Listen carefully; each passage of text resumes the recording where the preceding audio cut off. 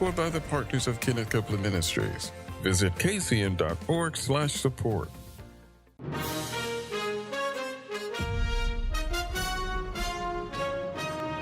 Welcome to Victory News tonight for Monday, March 16th, 2026. I'm Mike Garofalo. And I'm Fiona Hernandez. Here are a few of the headlines we're watching for you now. Several of Iran's women's soccer players abandoned their asylum to return home.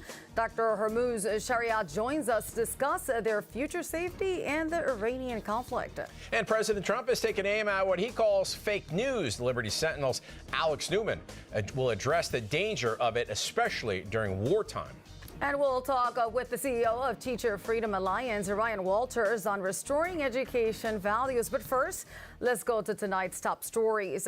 If you're wondering about the massive wait times and long lines at some of the nation's airports in recent days, the reason is clear. Transportation Secretary Sean Duffy says more than 300 TSA workers have quit since the Department of Homeland Security lost part of its funding on February 14th, and many others are calling in sick. At Houston's Hobby Airport, more than half the TSA workforce took sick time one day in March.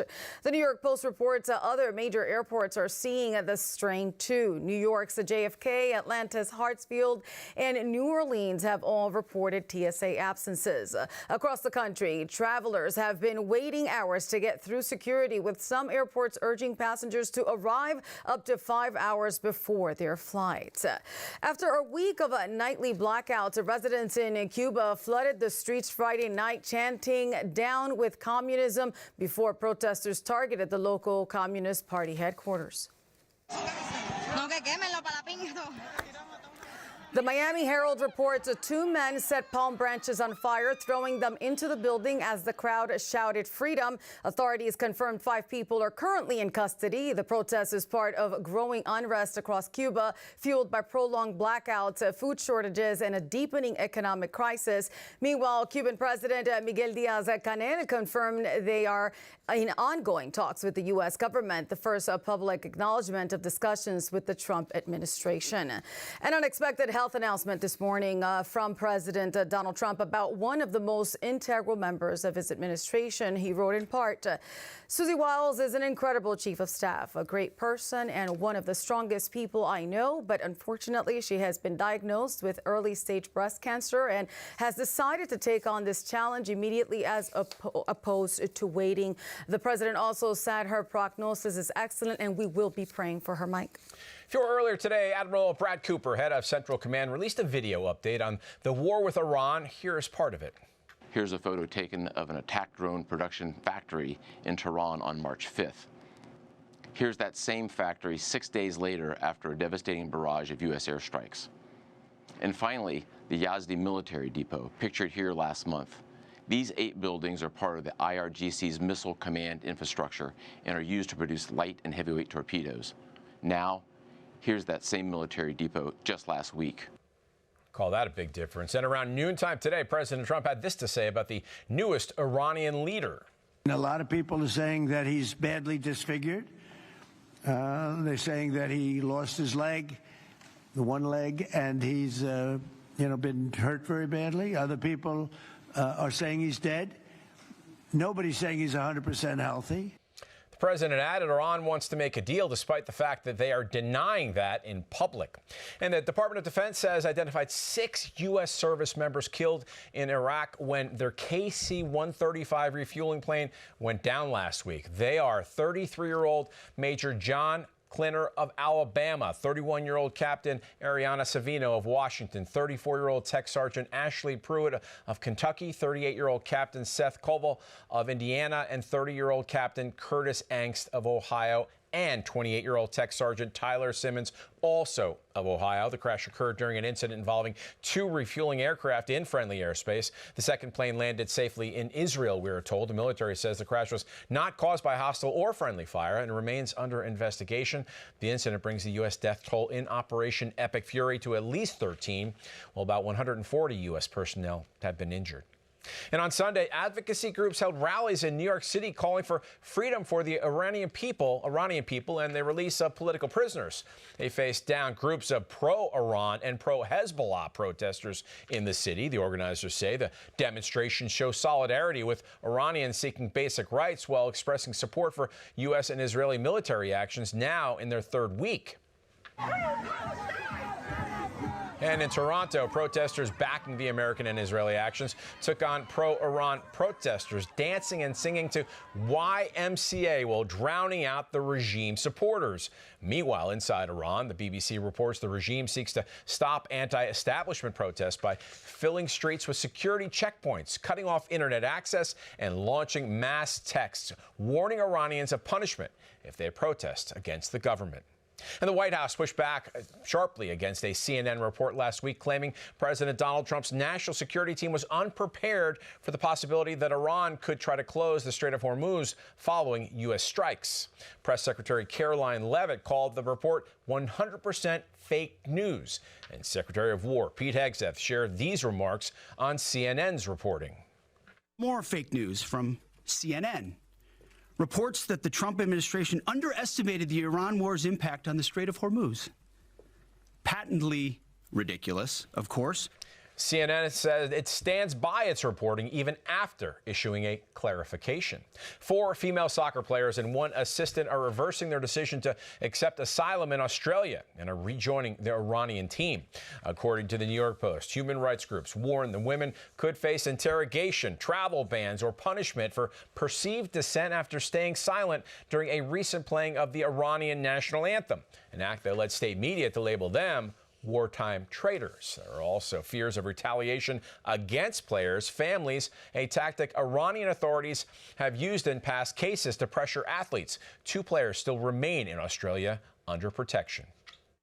Right now, let's talk with the founder of Iran Alive and author of Iran's Great Awakening, Dr. Hormoz Shariat. Welcome back to Victory News, sir. Well, thank you, Mike, for inviting me to share what's happening. And there's a lot happening. Doctor, only 2 players from Iran's women's soccer team remain in Australia's protection. Dr. Shariat, why did the other players and assistant leave asylum, and what do you think they will face back home in Iran?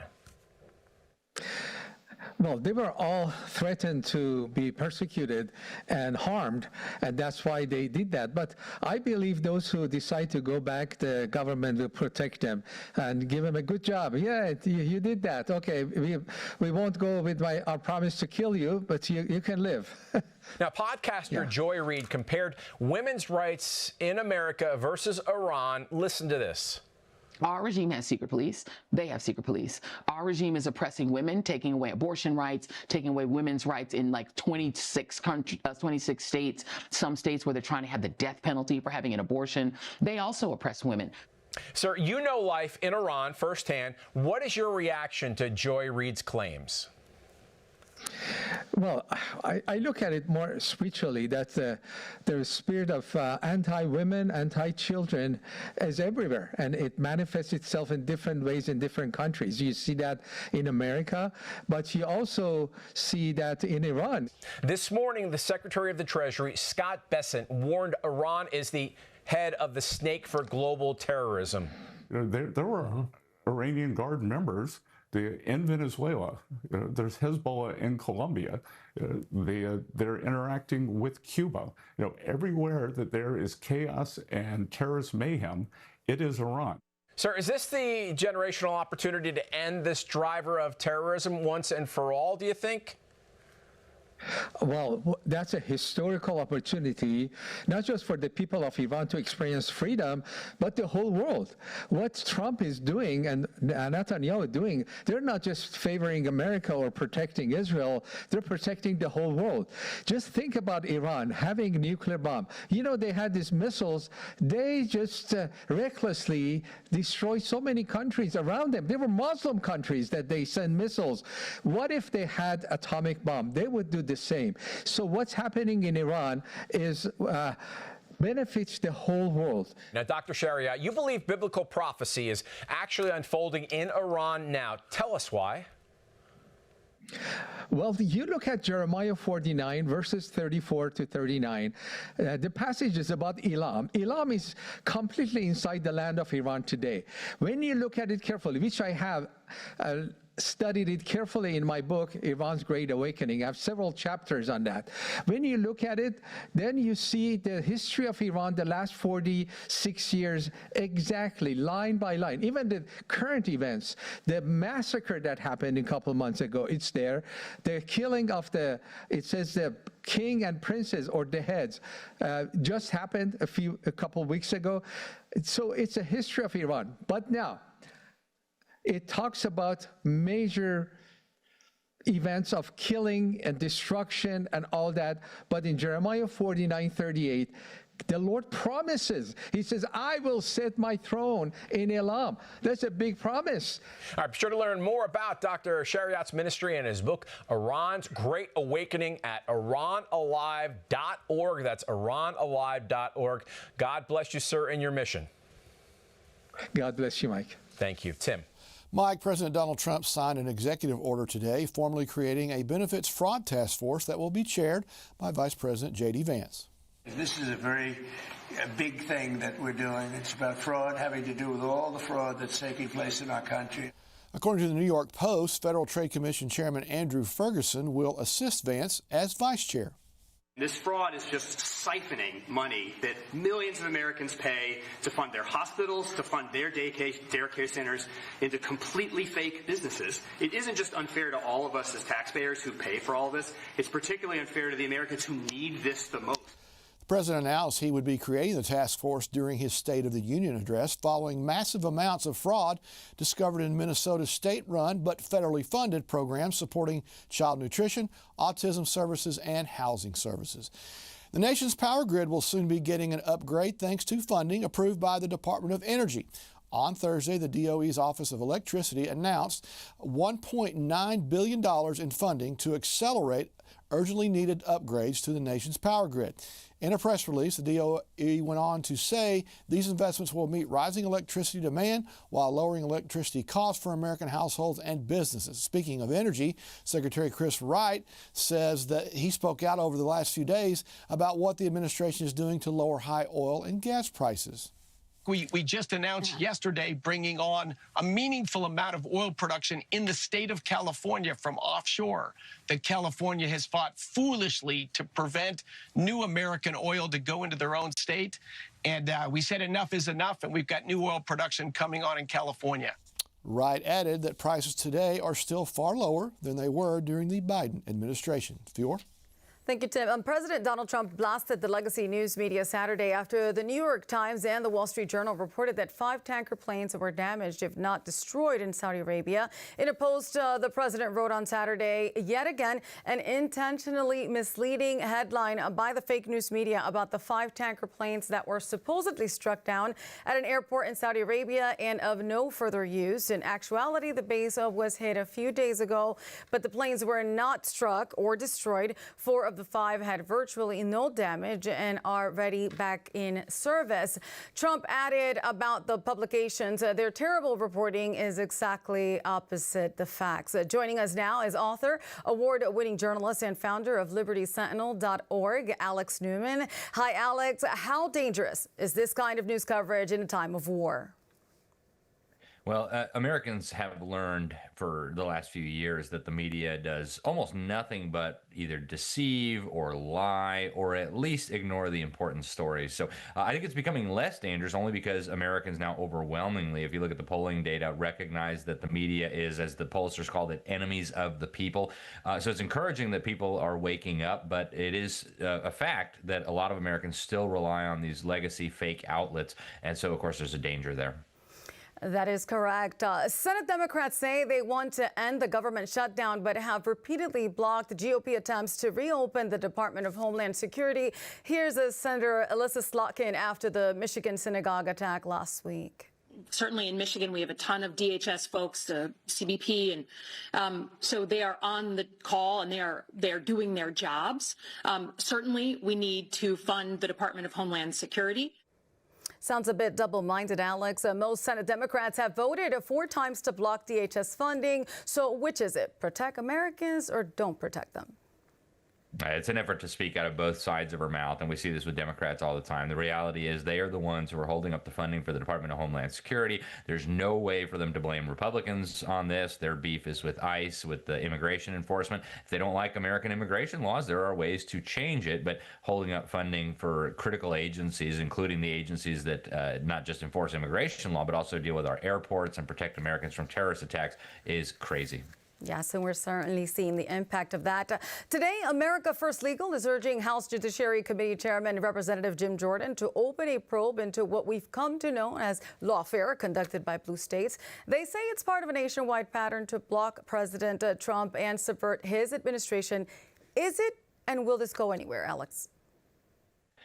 Well, we'll have to see. I mean, Democrat states are entitled to use their sovereign powers under our constitutional system of government for what they think is appropriate. But when it crosses the line into lawfare, which is what we've seen from the federal government under Democrat control and from so many of these state governments, that's when it becomes a major problem. And that, unfortunately, is what we're seeing here. I think it's way past time for Congress to start addressing this. And again, states have powers that they can exercise, but they cannot lawlessly and unconstitutionally seek to stop the enforcement of federal laws that are constitutional, and they certainly can't engage in lawfare. Alex, Cuban officials reported today the nation suffered a complete collapse of its electrical grid, leaving 11 million citizens without energy. Do you think the Castro regime is also headed for a collapse? Well, I certainly hope so. The Cuban Castro regime is brutal. It's been oppressing and terrorizing the innocent people of Cuba for many decades. The reality is, though, that they, through their terror powers, through their secret police, have been able to maintain their grip on power, even through very difficult circumstances. They can impose a lot of pain on the Cuban people and use their terror apparatus to keep everybody in line. So I don't know that they're down for the count yet, but we should certainly hope and pray that the regime crumbles soon.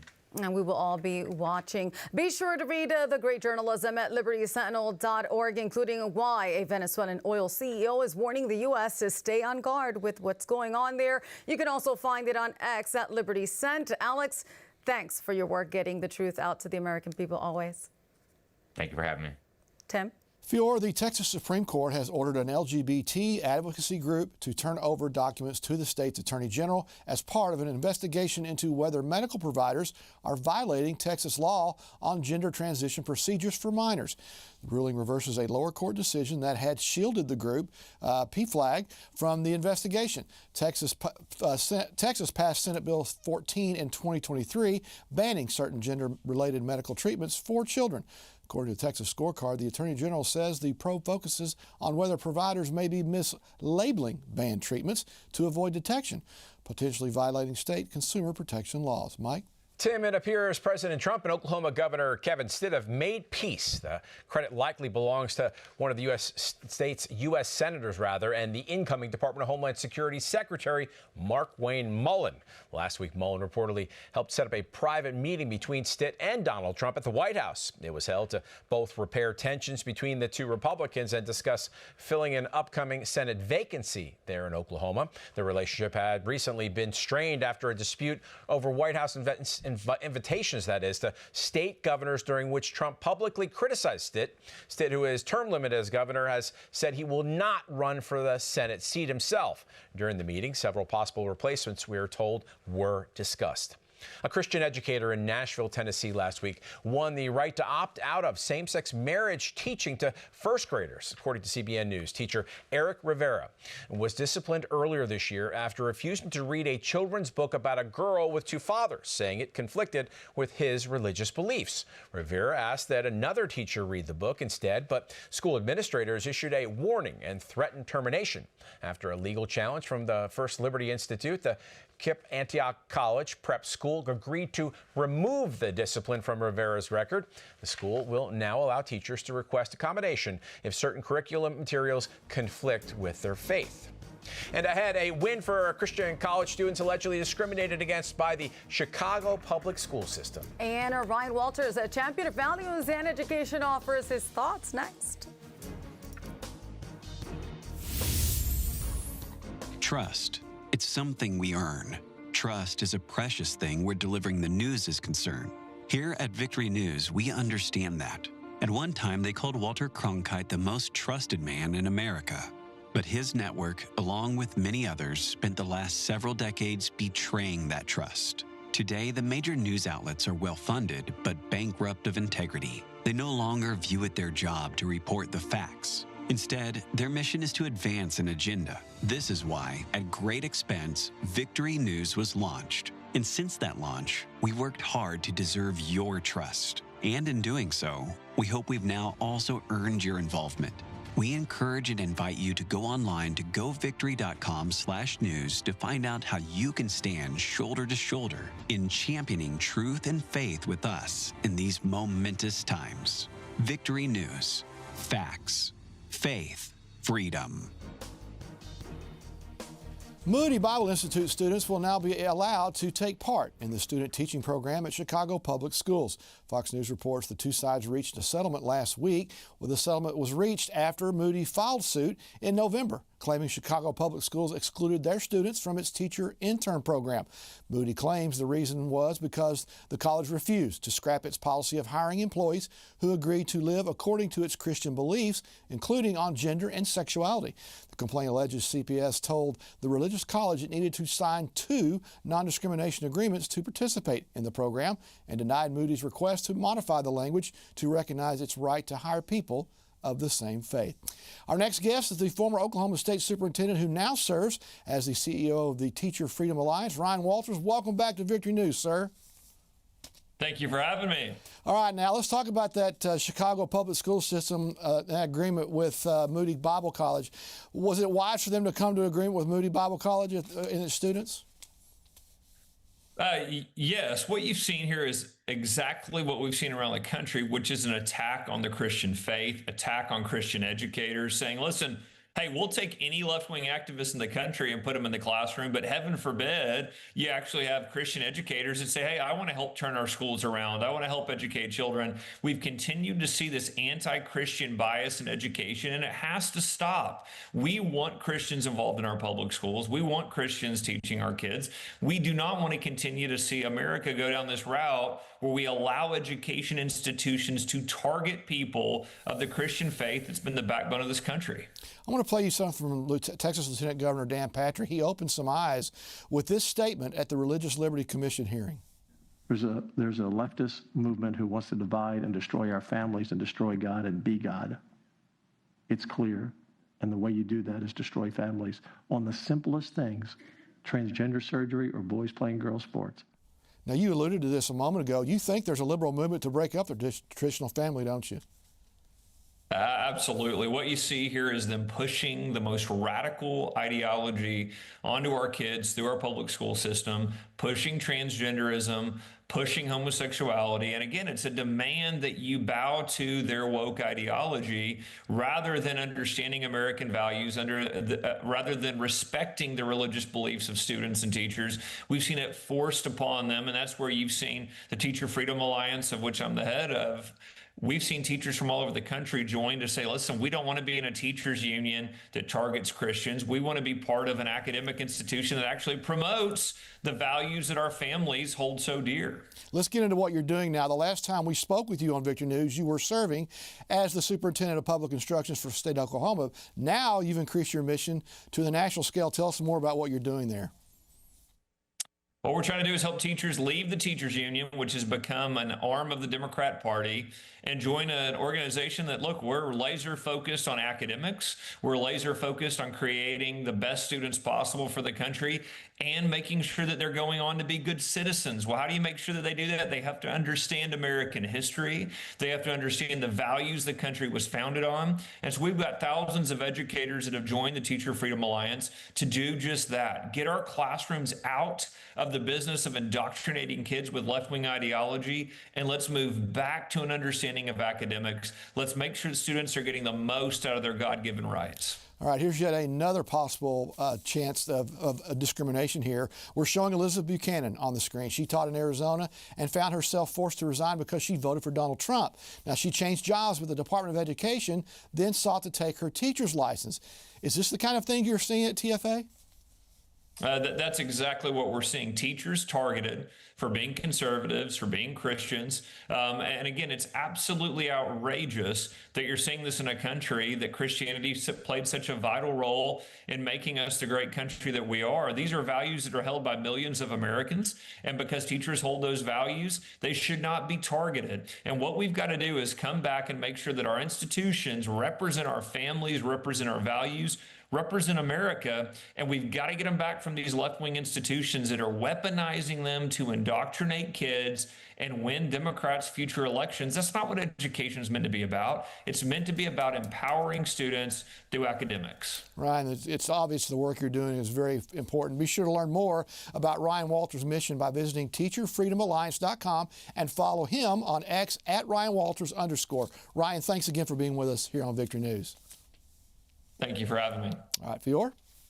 Tim Pope Leo XIV is calling for an immediate ceasefire in Iran. Speaking Sunday at the Vatican after his weekly blessing, the Pope urged leaders responsible for the fighting to halt the violence and return to dialogue. The leader of the Catholic Church said, quote, "On behalf of the Christians of the Middle East and all people of goodwill, I appeal to those responsible for this conflict. Ceasefires so avenues for dialogue may reopen. Violence can never bring the justice, stability, and peace people are waiting for." The Pope did not name the United States or Israel directly, but appeared to reference a strike early in the war that hit a school in Iran, killing students and adults. U.S. officials say the strike may have relied on outdated intelligence, and it is now under investigation. It's time now to find out what is coming next on Unclassified. Greg? Thank you, Fior. Tonight on Unclassified, two young voices in America that are moving the needle, Caroline Joyous and Gabe Perot. Gabe's got this new book, 18 Days in Heaven. Wait till you hear his story about seeing Jesus, what happened on the earth, his talk about prayer, what prayer actually is in the spirit realm. Caroline Joyous, Gabe Perot, tonight on Unclassified. Back to you. Fast-moving severe storm system packing damaging winds, thunderstorms, and a potential for tornadoes was forecast for the Washington, D.C. and mid-Atlantic area from this afternoon through this evening. In fact, concern was so high that school closures were planned in advance, and even Congress was expected to cancel votes. Here's why. The National Weather Service predicted wind gusts as strong as 80 miles from this afternoon into tonight. And how about snow in the upper Midwest? In parts of Michigan, 34 inches has fallen in the last 24-hour period. Now listen, if you're concerned about anything in the news, even the weather, we have a number on the screen, 817-566-7777. You call that number, one of our licensed prayer ministers will pray with you about anything that's concerning you. And I'll tell you right now that Jesus is the answer, and he has the answer. Father God, we thank you for our audience today, Lord. Any of them that have concerns or fears, Lord, we speak to those fears, we cast them out, and we say that, Father, the concerns that they have are not bigger than you. And we thank you for it in Jesus' name. Amen. That's him. Our thanks to Hormoz Shariat, Alex Newman, Ryan Walters, and especially you for joining us. We return tomorrow at 6 p.m. Eastern, 5 Central with Ed Rush and Kevin Waldman. So please join us then. The world reports the problem, but the Victory Channel brings you the answer. Whatever is born of God overcomes the world, and this is the victory that has overcome the world. Our faith, 1 John 5:4. Stay in faith. Have a blessed evening, and we're going to see you back here tomorrow. Unclassified begins moments from now.